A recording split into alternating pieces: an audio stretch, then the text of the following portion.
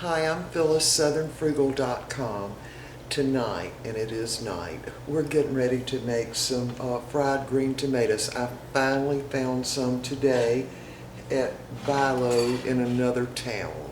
But anyway, I got 3 of them. What we're going to do is go ahead and put some salt on these and draw some of the liquid out. Now this is exactly the same way I fry eggplant, exactly the same way, even right down to the salt. So here we go. So I've already sliced up 2 of the tomatoes, and I'm going to do this one now. I just took out the bottom of it and the top, and you want to slice them maybe a 1/2 inch thick, maybe a little less. And I'm just using a serrated knife. Whoops.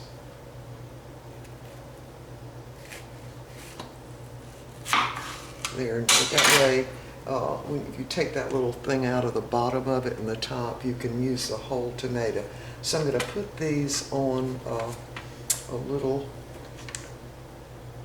baking sheet that's been lined with, this is about 2 layers of paper towels.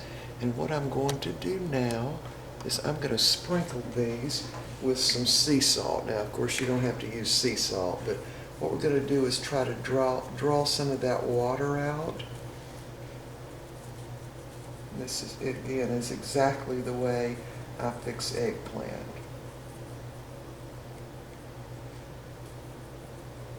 Now these are really, really good on hamburger, and because you get a much more intense tomato taste, in my opinion, anyway.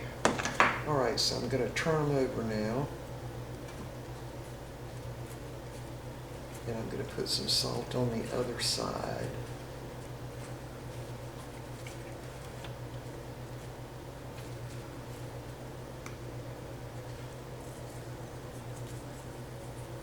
No need to put those where the skin is, because it's not going to sink in, so just those that have got some flesh showing. All right, we're going to let these sit maybe 20 minutes, maybe 30 minutes, and let some of the water come out of them. And what I've got over here, I'll just go ahead and tell you about that. Let me pull it closer. There. All right, so I have some just regular all-purpose flour in one of the little Pyrex dishes. This is 2 eggs plus about a 1/2 cup, maybe a little more, of buttermilk. And this is breadcrumbs, and I use French bread for that. I just, and these are, it's not toasted or anything, they're just regular soft breadcrumbs, and it's French bread. I just like the way it tastes. And I used 1/4 of a cup of cornmeal mix, which has cornmeal and flour in it. It's also got salt and baking powder in it, but you can just use regular cornmeal if you want to. All right, so we're going to let these sit at least 20 minutes, maybe a little longer depending on what I'm doing, and but a 1/2 hour for sure would do it. And we're going to let some of the water, this salt's going to draw some of that water out. And we'll be back. All right, we are back, and it's been about 25 minutes. And I'm going to take a paper towel. Can y'all see some of the water on this? Whoops. Can y'all see that? So what I'm going to do is take a paper towel and just dab it off. Now we'll be taking off a lot of the salt when we do this, but there's still salt on there, so I'm not going to add any more salt to anything. I'll just dab off all of it, or most of it.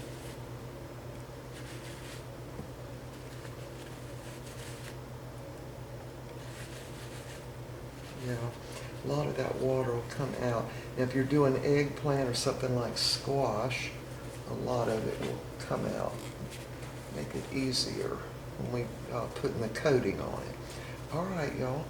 Let me see if y'all will be able to see from where you are right now. Maybe we'll just move you a little bit closer. All right, how about that? All right, so now what we're going to do is first we're going to coat in flour. Then we're going to dip in the egg and buttermilk mixture. Then finally we're going to dip into the breadcrumb and cornmeal mix. So let me see if I can get something to do this with. Yeah, try this. I don't think that's going to work. We'll just try the fork. All right, so the first thing we're going to do is get all of them really coated with the flour. And I'm going to take this wet paper towel up. Just see if I can't dry that off. At least some. All right. So again, we're just going to coat them in the flour. I have to get my hands in this one. And we're just going to let them sit here just till I get through breading all of these. Yeah, this is going to be a messy job. Oh, could y'all see? Every time I look up, I see that you couldn't see. All right, and we're putting them right down here on this little pan. All right, let's go back up. There. All right, we're going to bread all of these.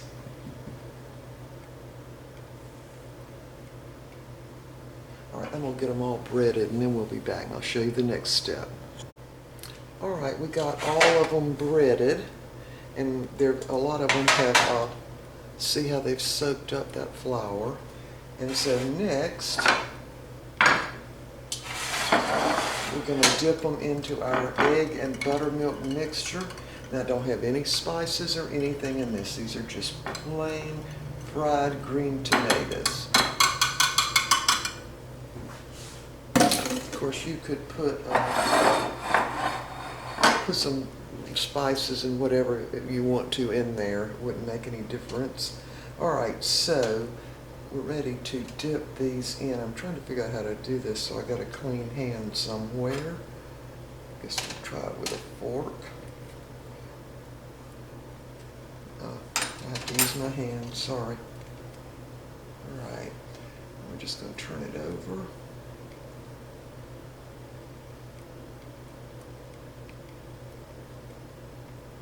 Then from there, just kind of shake it off.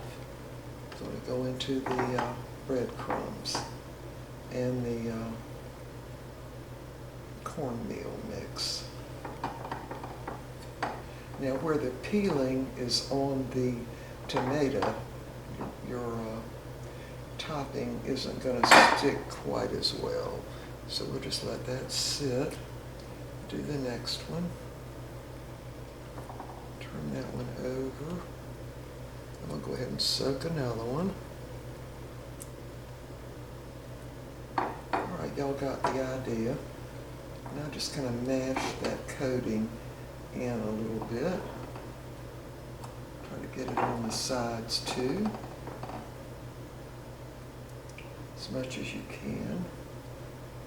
All right, y'all, I'm going to finish breading the rest of these, and I'm going to go ahead and turn my oil on. I've got maybe ½ an inch or so of oil in my frying pan, and I want it up on medium. So I'll move y'all over to. We'll be back. All right, we are ready to start frying these, and I've waited until my grease, it's kind of, it's not smoking, but it's a little ripply, so we know it's hot enough. Now I've got it on just like 1 notch above medium. All right, we're ready to put these in. You want them to start sizzling right away. That way you know your grease is hot enough.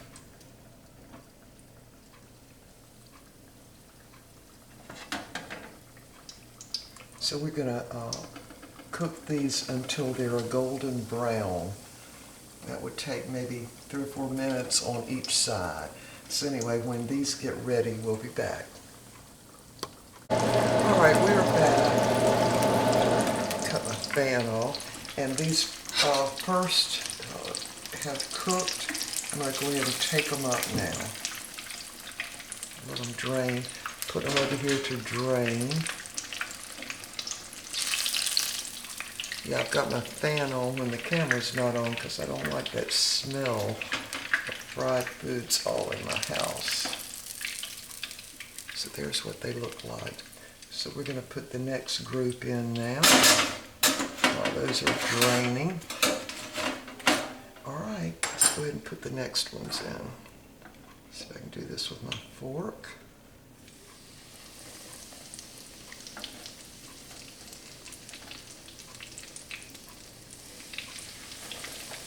Yeah, I think you don't want to fry more than about 3 at a time because you need that grease to stay pretty much hot. All right, got to cut my fan back on. We'll be back when I get all of these fried.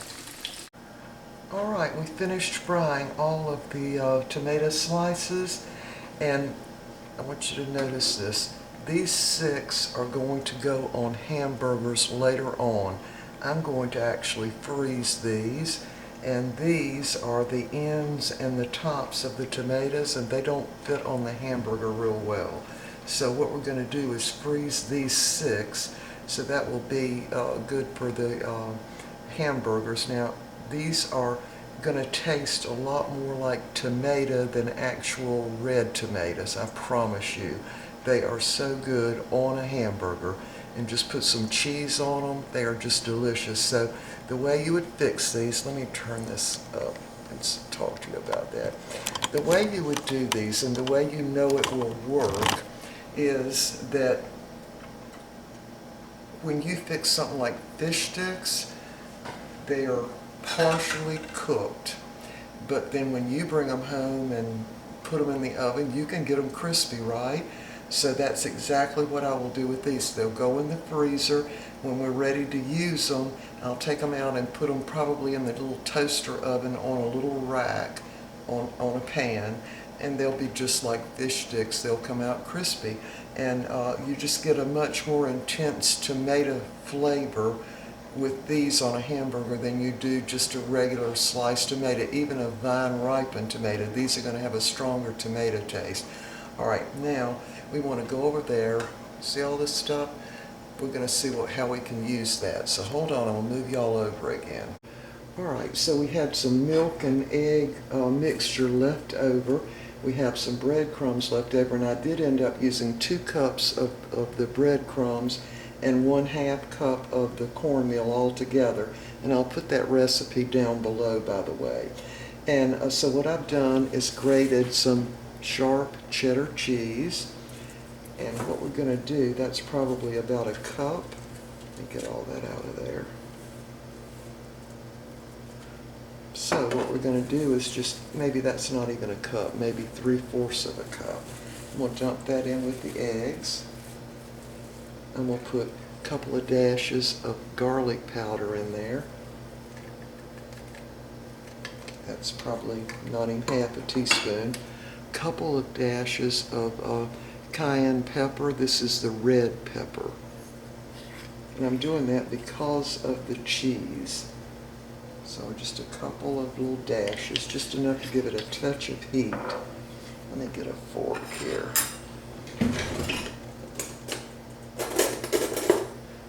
All right, so we're just going to mix that in. I've still got my burner on. I've got my grease off the burner, but I'm going to put it back on in just a second here. All right, now to this, I'm going to dump in some instant dried potatoes. That's probably, let me guess and say 1/2 cup. Just mix that all up. And we're going to make some fried cheese balls. And it might work and it might not work. I've never done this before, so we're going to find out if it'll work. Just mix that all in there.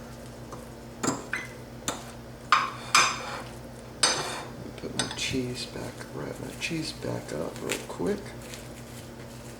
Yeah, I mean, everything kind of in the kitchen smells like fried food anyway, so we might as well make the most of it.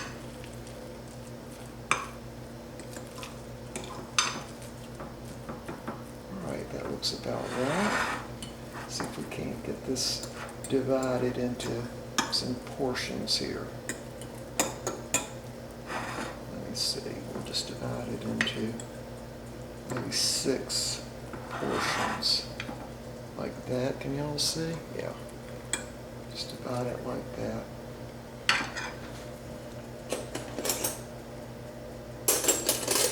Get it up in a spoon. Kind of make it into a little patty. And put it right into those breadcrumbs.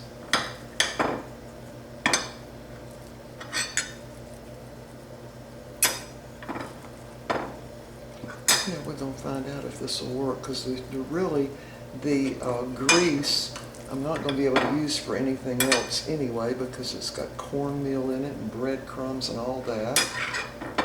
And I don't want to waste any of this, so we're going to see how to do this. Now I'm going to have to throw my flour away, because I've dipped this slices of tomato in it and they had egg on them, so obviously I can't use that flour anymore. But the breadcrumbs work for this. I don't know. Let's dip it in the flour too. Yeah. Just dip it in the flour. Like that. I dipped it in the breadcrumbs first, then the flour, and it'll go back in the breadcrumbs. See if we can get them to all stick.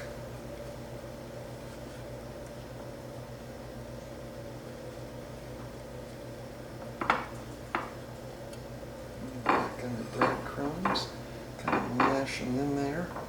If this doesn't work, it's really nothing lost but the cheese, because the other I couldn't use for anything else anyway. Mash those down. Alright, let me get my hands cleaned off, and also I need to get the grease back on the burner. We'll be right back.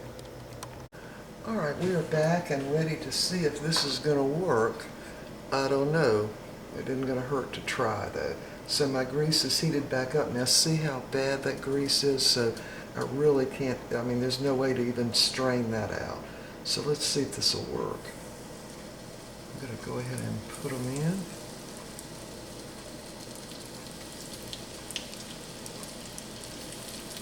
I don't think they'll have to be in here too long now. I'm counting on that those instant potatoes to take up some of the moisture from the moisture that will come from the melted cheese. All right, I'm going to have to stay here and watch these real close.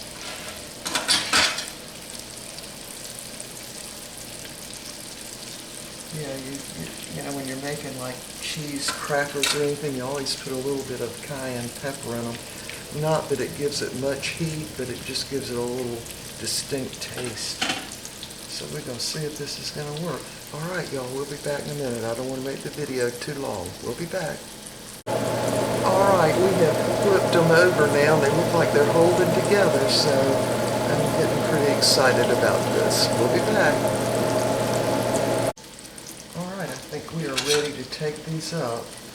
They have held together pretty well. So we might have invented a new recipe. Yeah. Might have done that. Let these cool a little bit. All right, now I'm going to take the grease off the burner, of course cut the burner off, and we will be discarding this. All right. Let's move y'all over again. We're going to make a little sauce to go on the fried green tomatoes. Alright, we're going to make a little sauce to go on the, or to go with the fried green tomatoes. This is sour cream. You see I don't have much left. I would say that's a couple of tablespoons in there. I'm going to add some ketchup. It's probably a good tablespoon, maybe a little more. I'm going to also put in some garlic, which is almost at the end of the thing, but I've already bought more. It's probably not even 1/4 of a teaspoon of garlic. Now we're just going to mix that up.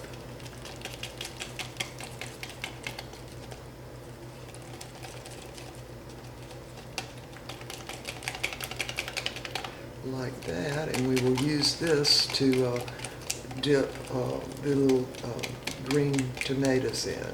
Well, in other words, we'll cut a little piece off of them. There's what it looks like. Now this container, I'm going to put the grease in it and throw it away when the grease gets cool enough to dump in this little container. All right, let me get our little plates ready and we'll show you what everything looks like. All right, there are our little plates. It is already 9 o'clock. We don't usually eat our little meal for the evening this late, but I wanted to go ahead and fix these. Now, I have tasted of these. Can y'all see that? It is absolutely delicious. It might be better than the fried green tomatoes, although it would be hard. All right, y'all, I have this little dipping sauce, and I have to throw the grease away because it is really gross. So, anyway, again, we're going to freeze these. These are the bottoms of the tomatoes, and they don't really sit on a hamburger very well, but these really do.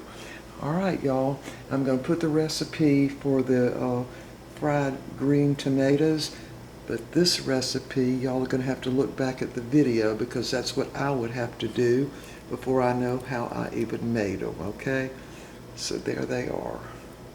All right, y'all, we will see y'all next time. I hope you'll try these green tomatoes. And by the way, if you can't find green tomatoes, you can do the same thing with red tomatoes. You just have to make sure they're really firm. Don't try to do this with one that's not really super firm.